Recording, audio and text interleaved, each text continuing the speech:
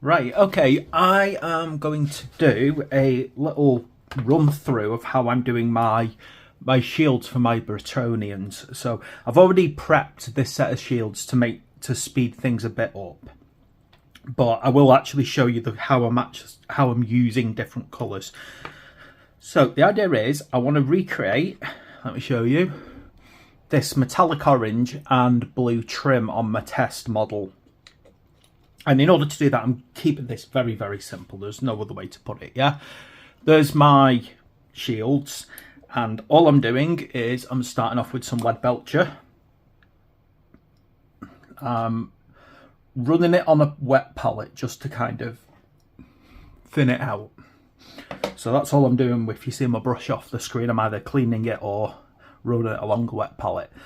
Once you've got a good amount on the brush, but so it's been thinned enough as well, because you don't want this going on too thick, what we start doing is we just kind of very quickly run the brush over. Now I started with a mixed grey coloured undercoat on this, just so the thin layer of lead belcher picks up a little bit of that tone from underneath. This is the good thing about those kind of greys. They add shade and shadow, and it also means that I'm not over worried about getting perfect coverage either, because it does actually, it kind of just helps it along with grey. That's why I'll use grey so often with my undercoats, oddly enough. Getting my edges done on these, dead simple, and this is why, as you can see, I probably mentioned this quite a few times during my build videos, I have used a little bit of plastic to give me a painting handle for my shields.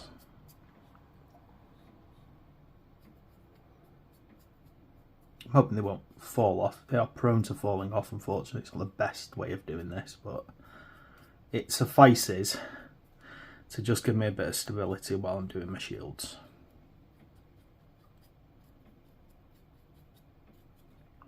And then on the back as well, the good thing about these night ones is there's no woodwork or anything, it's all metal, which is useful.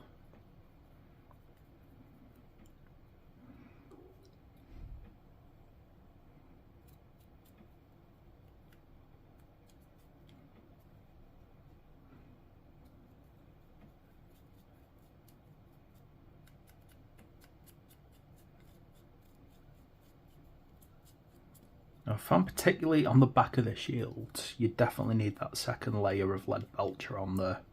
So go over once, and don't be worried later on about going back over it, okay? You can see your first layer is very streaky. But the good thing is your second layer should pretty much finish it off.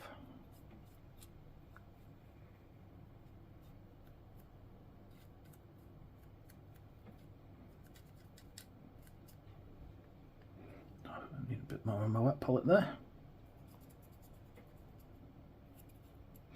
Okay, so I'm going to leave that to dry, and what it is, when it dries, you'll see that it'll look like this. You can see how this is very streaky, but when you head over your next one, if you just kind of very quickly run the brush up and down, there's a good chance that it'll just be finished and right.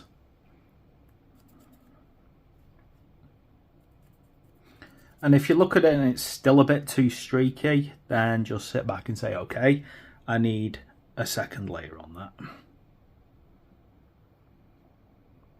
Well, third layer to be precise. But I do personally find that if you do lead belcher over different colours of grey, it does have a habit of just being okay on the second one.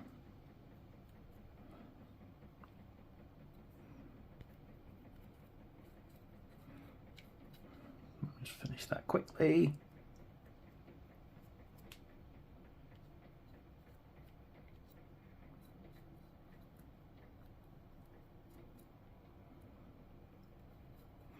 I find painting difficult because I want to zoom in. It's so easy to accidentally drift off your camera. Okay. Now, this one has been prepped a little earlier. I'm ready. I'm happy with the coverage that I've got on it, and it's the colour that I want it to be. So, what I'm going to do next, let me just clean this brush off quickly because metallics are terrible to get into a brush. I actually tend to use synthetics for metallics, and I tend to use normal ones, non-synthetics obviously, for any other kind of colour. Now, yeah, medium layer should do the job on this one. So what I'm going to get out next is my Gryph-hound contrast. So this is just a Games Workshop Citadel paint that I've moved across into a dropper bottle because I just find it so much easier to put it on my wet palette that way. I know some people don't like putting contrasts on wet palettes, but for what I'm doing here, I definitely want it thinned out quite a bit. Right. Now, here goes the kind of magic of what I'm trying to achieve here. So I'm going to run downwards.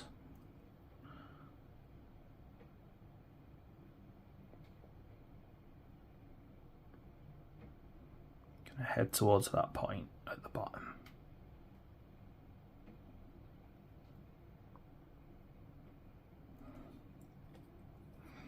It's always the hard part, trying to get into this little point here.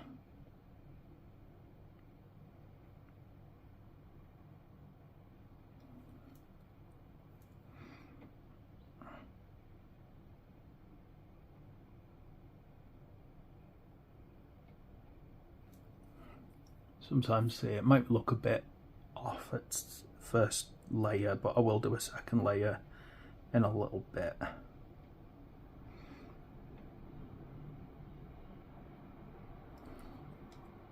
Okay, well that's very quickly drying. I'm just going to put a next shield together. I think the problem with contrast, and particularly if you're in a hot room like I am now, you've got to be quick, otherwise it will create some unusual patterns at times, particularly if you're doing it over a silver. You can see that one's not perfect, that one's a lot better. And of course, if you want to get a darker shade of orange, then, you know, either put more on your paintbrush, which I really wouldn't recommend, or more sensibly,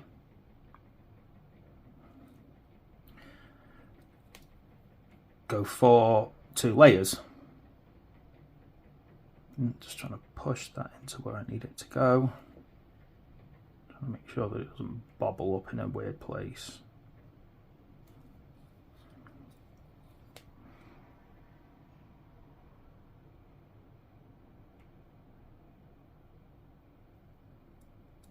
Hard part is not getting it onto the rims.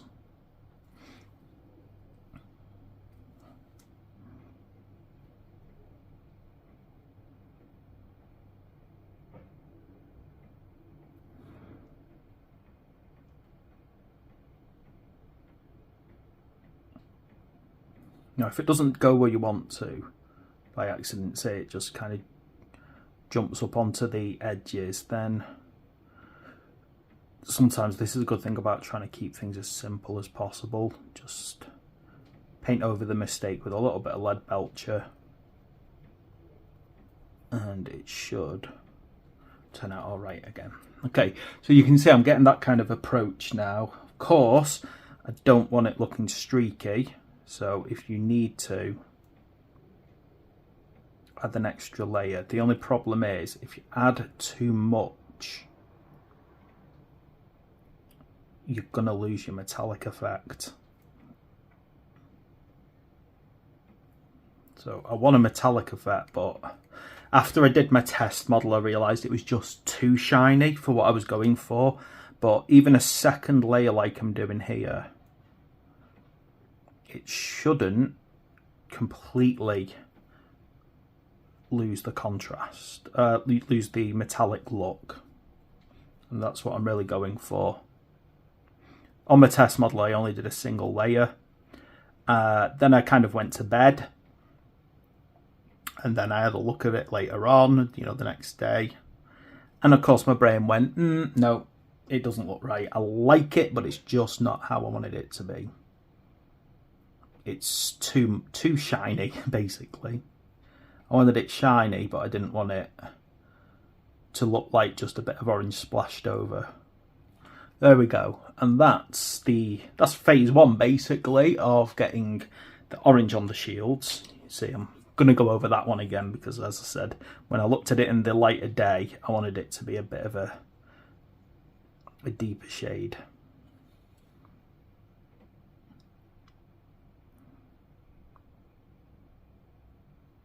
There we go, that's better. That's what I was after. Right, next part then. So, I want to put a blue trim on everything. And in order to do that, I'm going to just use a blue ink. Now, first thing I'm going to do is, because I have in a few little places messed up, just going to correct that.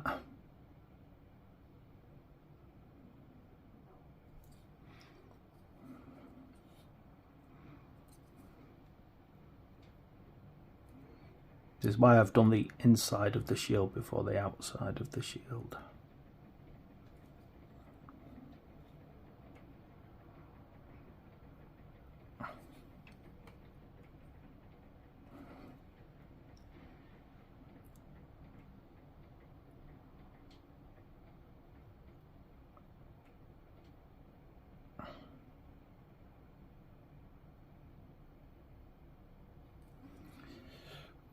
Almost done. Almost fixed these little mistakes. Hope there's no more that I've not seen yet.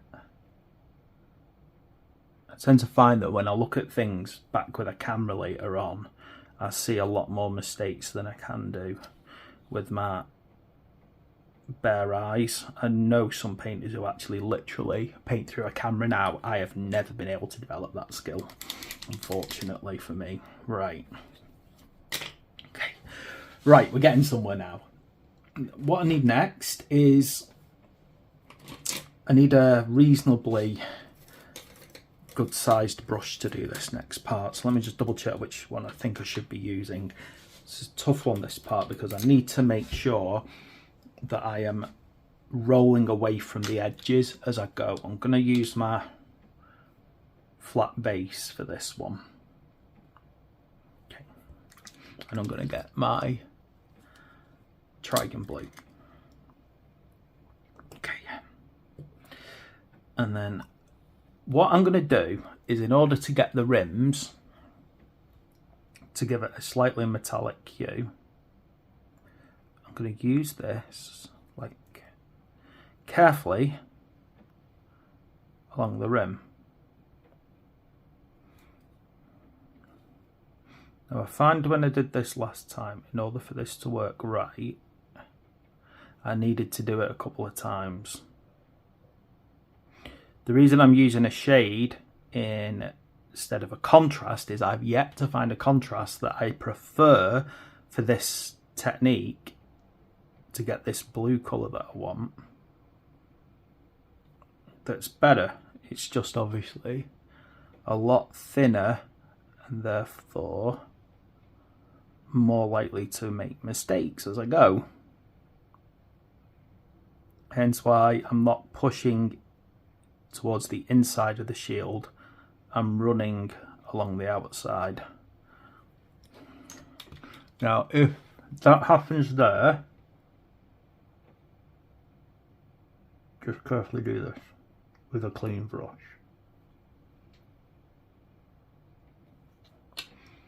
And that should help tidy up any minor mistakes.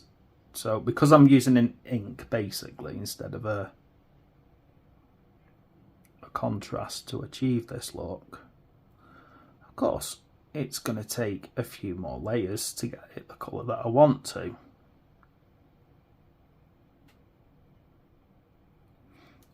But eventually, it starts to become the colour that I want.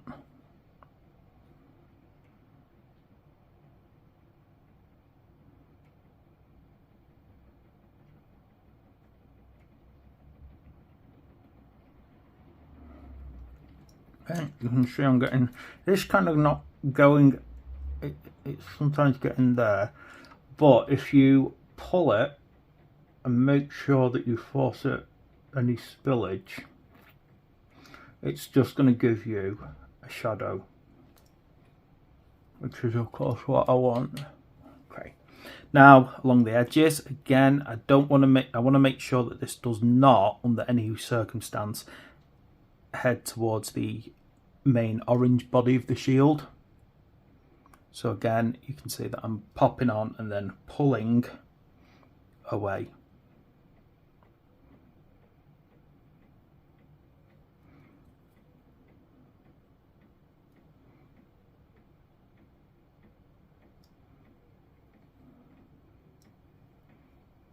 Ooh, did I drift off my centre there? I think I did. And then on the back,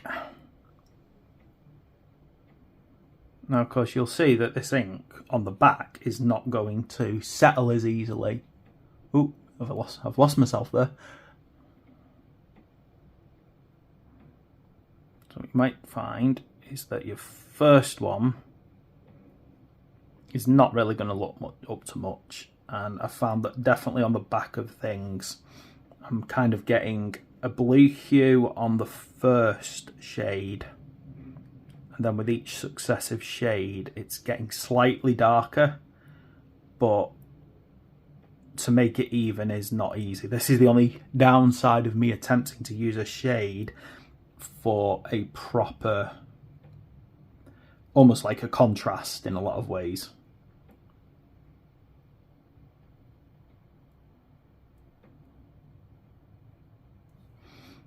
And it's just really about building up the layers of ink slowly.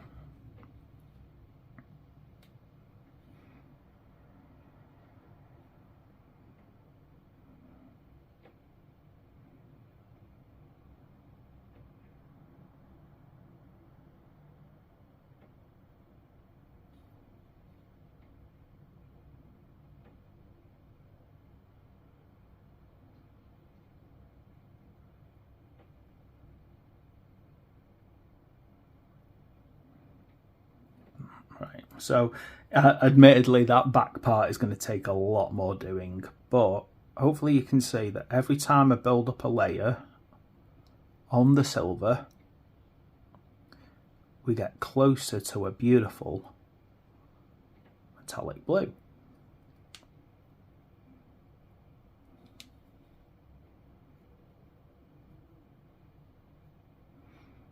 And you know, I'm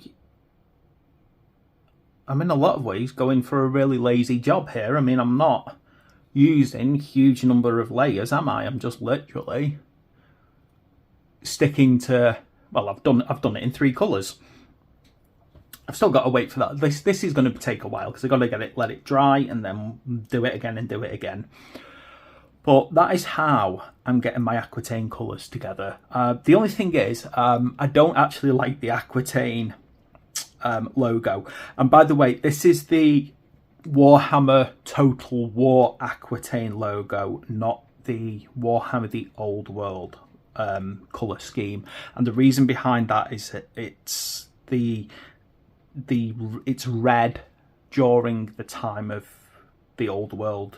Current rules are set, so just be mindful of that this is Aquitaine, but it's not, it's the Total War Aquitaine. And even then, I'm not going to do the same symbol because, quite frankly, I find that very hard to do, and I'm going to come up with another symbol and then basically refer to them as being like, I'm actually planning on making them a border prince force. So